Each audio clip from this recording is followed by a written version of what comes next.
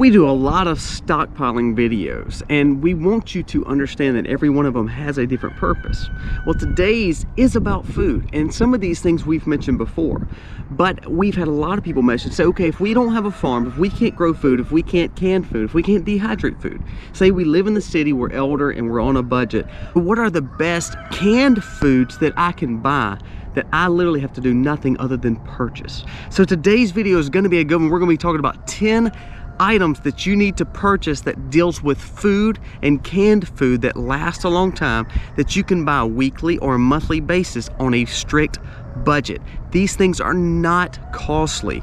If you have an extra $10 or $20 here, buy some of these canned foods, put them up, and now you are building a stockpile for very economically and not having to grow it. So let's jump right into this video. It's going to be a good one, and it starts right now.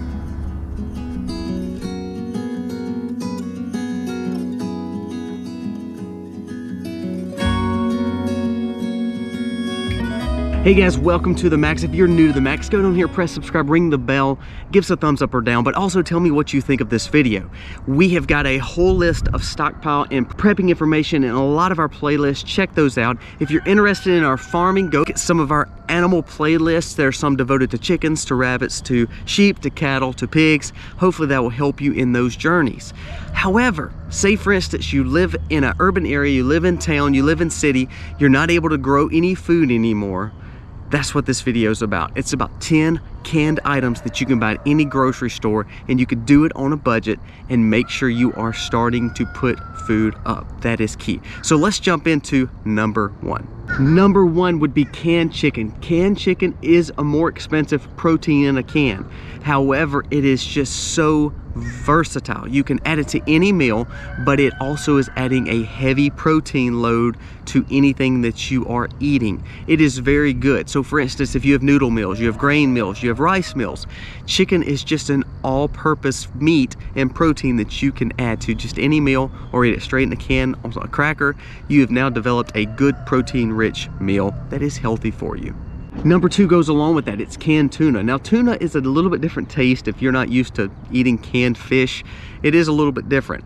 However, again, protein-wise, health-wise, tuna is another good canned meat.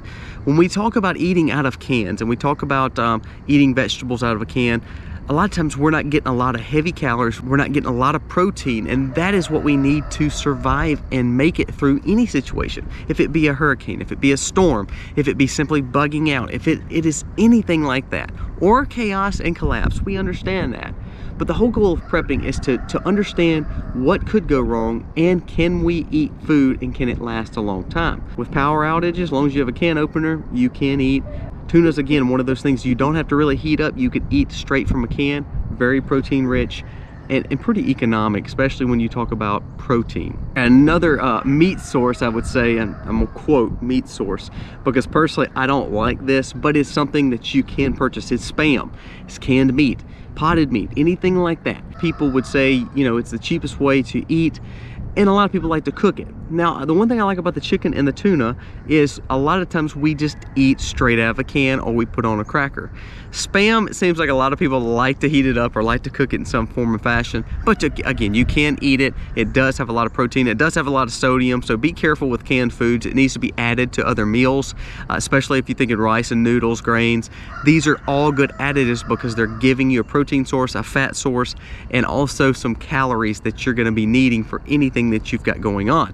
For instance, here we have a lot of storms, so it may be cleaning up wood. It may be cutting up and using a chainsaw and breaking down some logs. It may be bringing wood in because the storm is a winter storm and we're having to light fires. So you're going to be burning a lot of calories when it comes to inconvenience. These three meat sources are good. Now let's jump into a few more things that hopefully will be a little bit better tasting than Spam. Number four would be beef stew or canned soup that's got a meat in it. So for instance, if you're buying Campbell's, or if you're buying the off-brand, or you're buying whatever form of soup or stew or chowder that you like, I would say start stockpiling this. Now, soup is still pretty economical. It has gone up in price like anything else has. But soup gives you the broth, if it's beef or chicken broth, so you're getting some nutrients there. It also gives you some vegetables there too, but it also has a meat source in it that's not just simply canned meat. It's a little bit easier on our palates sometimes when we've been eating a lot of canned tuna, chicken, or Spam. So have some canned soup. I would challenge you to lean towards the meatier, stewier soups, or even the chowders, because it does have a protein source in it instead of just a typical vegetable soup. I'm not saying don't have a noodle soup or vegetable soup, but you need some heartiness to it, so either add protein to it or have protein already in it. Okay, so now for vegetarian proteins, and this is for people who don't like canned meat. And if you're not a vegetarian, you just don't like meat out of a can, we're going to talk about some options for you that will give you some protein and fiber into your diet. So number 5 would be baked beans. Baked beans are heartier, they're a filler, they're yummy, and they're full of calories. Also has some sugar in it, which is not a bad thing. A little sugar helps us, again, keep some energy there. Having fats, having proteins, having fibers in baked beans is a good meal. And because of the thickness, it tends to go well as a good little side dish to add some calories and make you feel fuller, especially with the fiber. Now, number 6 would also go along with that, would be black beans. Same thing. Black beans is a good protein-rich, fiber-rich bean that you can eat that is good for your diet.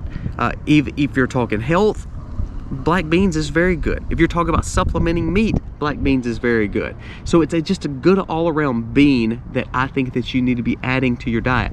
Both of those beans, baked beans tend to be the most expensive beans because it's already mixed with whatever is in it, you know, to make it baked beans or barbecue or maple syrup or whatever's in there.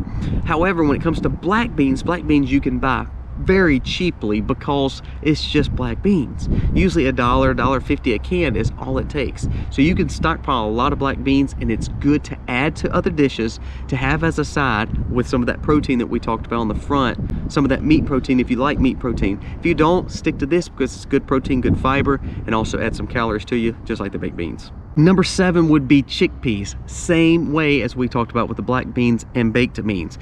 I'm not against peas. I love green beans, I love peas, love butter beans, all those things I grow in our gardens. But when we're talking about fiber, when we're talking about protein, and we're talking about supplementing meat or needing more calories, we tend to stay away from the corns and the green beans, sweet peas, all those things. We tend to look at the fiber-rich beans, such as garbanzo, chick, baked beans, or navy beans, or black beans. So we've talked baked beans, we've talked black beans, chickpeas. They are very protein rich. Other than lentils, chickpeas tend to be what a lot of protein builders and a lot of people who like protein intake tends to lean toward, because they are protein rich and you don't have to have the meat source for that. So I would challenge you, look at these 3 beans. On to number 8. Number 8, I'm gonna throw you a curveball. Sugar, caffeine, rush that sometimes we need, and also it helps us keep that energy burning. Number 8 would be a sweet such as something like apple pie filling or sweet potato pie filling. Now this is heavy sugar, we understand, and I'm not saying you need to be eating this all the time, but sometimes when we're eating beans and protein all the time, we got to mix it up. And having a palate change for just a second, or just for a scoop, or just eat out of a can, just a few spoonfuls, having something sweet would be good. It keeps our energy up, keeps our motivation up to do whatever we're having to do. Now, if you don't like the pie fillings, they're too sweet, look at things like the apple sauces. Look at things like canned fruit. Canned fruit tends to be a little bit more pricier than we talk about pie fillings. So again, sweet potato pie filling, apple pie filling. If you don't like those, go with something like an applesauce or a canned fruit. You need a sweetness to mix with all this fiber and protein, again, for energy, for caffeine, for sugar, to just balance out your system. Number 9 and 10 are a little bit different than the first 8. The first 8 dealt with canned foods, such as, you know, you have to use a can opener to open it, or you have the little pop tops that they are starting to make, which are cool to have, especially in a situation where you don't want to have a can opener all the time. But number 9 and 10 are a little bit different. Again, protein and fat sources that are huge and tends to be something that you need to have in your diet. Number 9 being peanut butter. You know, I believe in peanut butter. I love peanut butter. It is shelf stable. I would say around a year or 2, depending on what kind you're buying. Try to buy the ones that's natural, that doesn't have a lot of additives in it. Also, your rotation. All these things are rotation. Now, these last years, but you need to learn to rotate no matter what.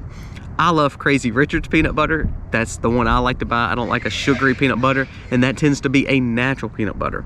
But buy some peanut butter. It is heavy protein and is helping to get some of that fat into your system that is a good, healthier fat. Now, that goes along with number 10, which is mixed nuts or peanuts, or your favorite nut that you can get. This is, again, you buy them in cans. They tend to be plastic, glass, or even metal. Make sure you have some mixed nuts or peanuts. Now, this is probably one of the most expensive things on the list, but it is very valuable because it's a quick source of fat and protein, but also a little snack along the way. If you're trying to conserve some of your protein, such as your chickens and tunas and quote-unquote spam meats, then you can look at something like the peanut butter or the peanuts or the mixed nuts. These are staples on our shelves. All these things we eat a lot. I actually like all these other than spam. I like all of these. I can eat spam though. I can tolerate it.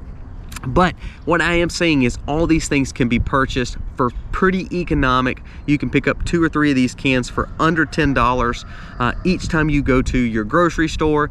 Please don't say you can't do this, because this is one of the most economical ways that you can start stockpiling food. Food is going up in price, so you are investing in your future and investing in your energy and your life by buying these canned foods. Now, I have several other stockpile and prepping videos that talk about Walmart lists. It talks about being on a budget, what your weekly purchases are, and also some big purchases. But this was devoted to the ones who cannot grow food, who live in city or apartment areas and has no other options other than to buy. So please don't look at this video and say, well, we could grow that. Well, we can. I do. I grow most of our food, 90% of our food, 100% of our meat. But this is for the people who cannot do that. So please understand the value of buying food if you cannot grow it. And this was devoted to cans, devoted to economics, but protein, fiber, sweet, and snacks all tied in together. And it could be life-saving things in this list. Ultimately, the peace that we have in any situation comes from Jesus. And I hope that you feel the same way. This volatile world we live in is not easy, but when we rely on Him, it does make it easier. Guys, thank you so much for watching. Let me know what you think about this list. Comment below.